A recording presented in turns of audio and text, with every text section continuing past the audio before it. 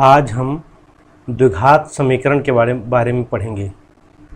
आप सब लोग कक्षा 9 में आपने द्विघात बहुपद पढ़ा है। द्विघात बहुपद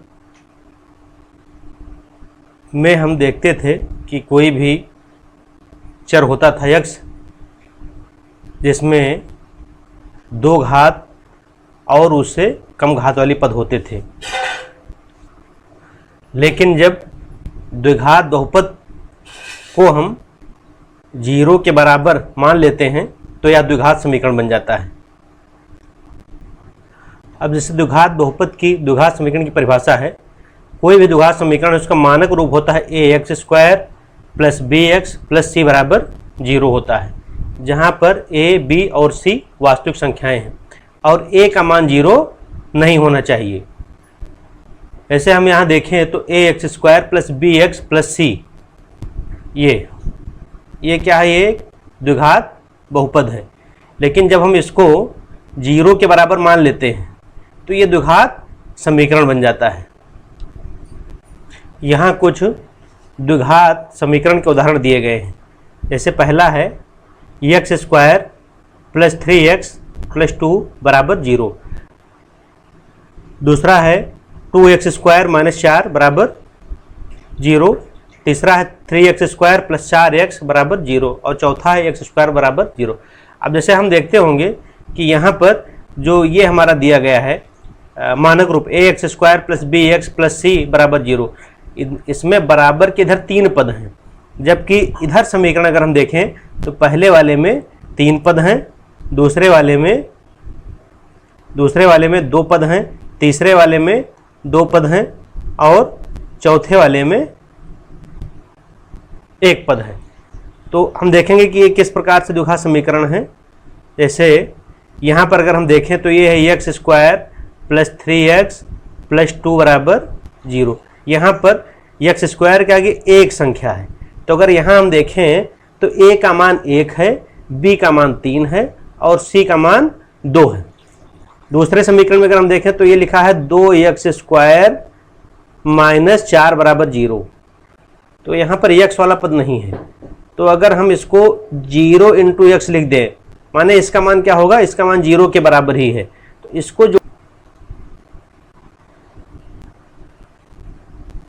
अगर हम यहाँ देखें तो पहला समीकरण है x square plus 3x plus 2 बराबर 0। तो यहाँ पर a का मान क्या है? x स्क्वायर का कौन सा संख्या है? 1 संख्या है। दूसरे वाले में देखें तो 2 ही पद हैं, 2x स्क्वायर माइनस 4 बराबर 0। तो यहाँ पर x स्क्वायर के आगे 2 है, x वाला पद नहीं है। इसका मतलब कि x के आगे गुणांक जो b है ये 0 रहा होगा, इसलिए यहाँ पर x का पद नहीं है, ये वाला x वाला पद नहीं है। तो इसको ऐसे लिखा जा सकता है 0 इंटू एक्स रहा होगा तो ये 0 के बराबर रहा होगा, इसलिए यहाँ पर नहीं लिखा गया। तो अगर हम ऐसे यहाँ लिख दें तो ये बिल्कुल इस रूप में हो जाएगा, ax square plus bx plus c बराबर 0 के जैसा हो जाएगा। तो यहाँ अगर हम देखें तो a का मान 2 है, b का मान 0 है और c का मान माइनस 4 है। ऐसे तीसरे समीकरण में 3x स्क्वायर, x वाला पद इसमें है 4x, अचर पद नहीं है, इसका मतलब कि अचर पद 0 रहा होगा, इसलिए वो नहीं लिखा गया है। तो यहाँ भी ये ax square plus bx plus c बराबर 0 के रूप में हो गया। a का मान 3 है, b का मान 4 है और c का मान 0 है। चौथा जो समीकरण है ax स्क्वायर, इसको हम लिख सकते हैं x स्क्वायर माने 1x स्क्वायर, अब प्लस x वाला पद नहीं है, इसका मतलब x के आगे 0 रहा होगा और प्लस अचर पद नहीं है, इसका मतलब वहाँ 0 रहा होगा और बराबर 0। तो ये भी बिल्कुल इस रूप में हो गया, ax square plus bx plus c बराबर 0 के रूप का हो गया है। यहाँ a का मान 1 है, b का मान 0 है और c का मान 0 है। यहाँ एक बात अगर हम और ध्यान दें कि जैसे यहाँ पर लिखा है कि a, b और c वास्तविक संख्याएं हैं और a does not equal to 0, माने b और c का मान तो 0 हो सकता है लेकिन a का मान 0 नहीं हो सकता। हमने देखा भी कि दूसरे वाले में b का मान 0 है, तीसरे वाले में c का मान 0 है, चौथे वाले समीकरण में b का मान भी 0 है और c का मान भी 0 है। अब अगर हम देखें कि जो ये सबसे लास्ट में दिया है कि a does not equal to 0। तो अगर a किसी समीकरण में a बराबर 0 हो जाता है तो वो द्विघात समीकरण क्यों नहीं रहता है, इसको हम ऐसे जान सकते हैं। अब यहाँ देखें, जैसे समीकरण दिया है ax² + bx + c बराबर 0। अब यहाँ पर अगर हम a का मान 0 रख देते हैं तो x² के आगे 0 से गुणा होगा और ये पद हो जाएगा 0, तो 0 हो जाएगा। तो यहाँ पर ये 0 + bx + c हो जाएगा, तो bx + c बराबर 0। तो यहाँ पर x की सबसे बड़ी घात क्या है, 1 है, तो ये द्विघात समीकरण नहीं कहलाएगा, ये एक घात में समीकरण हो गया और इसे हम रैखिक समीकरण भी कहते हैं। अब द्विघात समीकरण के हल की बात है।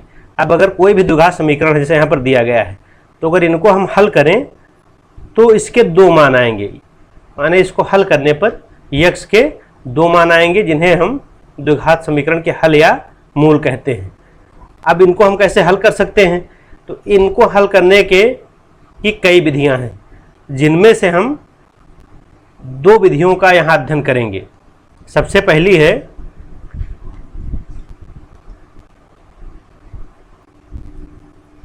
गुणनखंड विधि और दूसरी है द्विघाती सूत्र विधि या श्रीधराचार्य विधि। इन 2 विधियों से हम यहाँ पर द्विघात समीकरण को हल करना सीखेंगे। तो आइए सबसे पहले हम गुणनखंड विधि के द्वारा हम इसे कैसे हल करते हैं यह जानेंगे। अब जैसे एक सवाल दिया गया है, द्विघात समीकरण x² - 5x + 6 बराबर 0 को गुणनखंड विधि द्वारा हल करो। अब इसे हमें गुणनखंड विधि द्वारा हल करना है, तो हम सबसे पहले क्या करेंगे कि हमें दिया हुआ समीकरण क्या है, दिया गया द्विघात समीकरण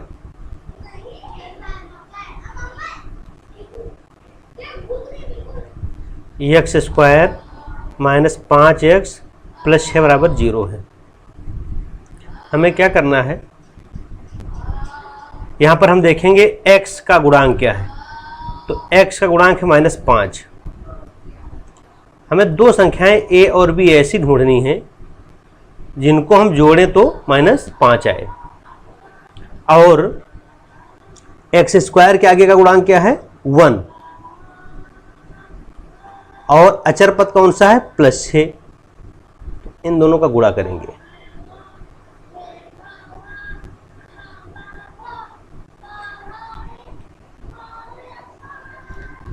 तो ये हो जाएगा 6 के बराबर। अब हमें 2 संख्याएं ऐसी ढूंढनी है कि जिनको अगर हम जोड़ें तो -5 आ जाए और गुणा करें तो 6 आ जाए। तो एक चीज़ यहाँ से गुणा इन दोनों संख्याओं का हम देख रहे हैं क्या आ रहा है, +6 आ रहा है। माने गुणा अगर +6 है, इसका मतलब कि या तो दोनों संख्याएं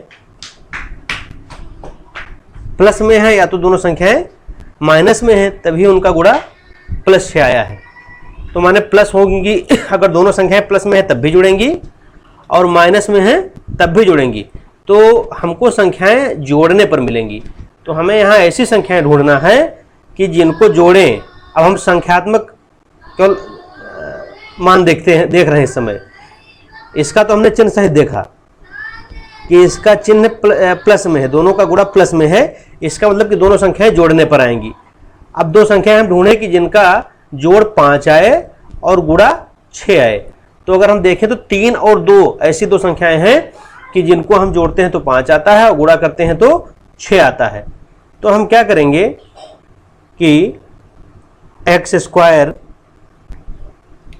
और जो 5 है, 5 की जगह पर हमको पता चला है कि 3 और 2 जोड़ने पर 5 आ जाता है और गुणा करने पर 6 आता है। तो 5 की जगह पर हम केवल माइनस, ये बाहर ही रहेगा, 5 की जगह पर 3 + 2 कर देंगे। और जो चिन्ह वाली समस्या है वो यहाँ पर जब हम इस तरीके से संख्या की जगह पर केवल संख्यात्मक जो 5 है उसकी जगह 3 + 2 लिखेंगे तो चिन्ह अपने आप सही ही रहेंगे, हमारे गड़बड़ नहीं होंगे। x² - 3x - 2x + 6 बराबर 0 हो जाएगा। अब हम देख रहे हैं कि ये जो आगे दोनों पद दिए गए हैं इसमें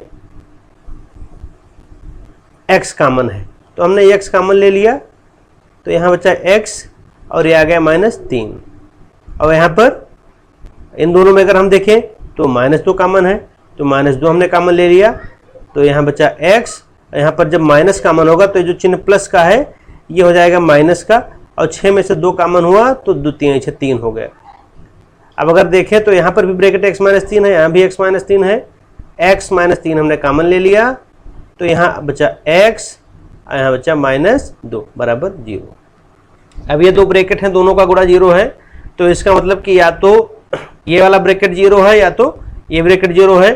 तो हम पहले वाले ब्रैकेट को 0 मानते हैं कि यदि x - 3 बराबर 0, तो इससे हमको पता चलता है कि x का मान क्या आएगा, ये 3 इधर आएगा तो प्लस में हो जाएगा, तो x का मान आया 3। दूसरे वाले में अगर हम दूसरे वाले ब्रैकेट को 0 मानते हैं, x - 2 बराबर 0, तो इससे हमको ये पता चलता है कि x बराबर, इससे हमें पता चलता है x बराबर आ जाएगा 2। तो इस तरह से यहाँ पर हमको दोनों मान पता चल गए हैं। एक x का मान 3 है और एक x का मान 2 है।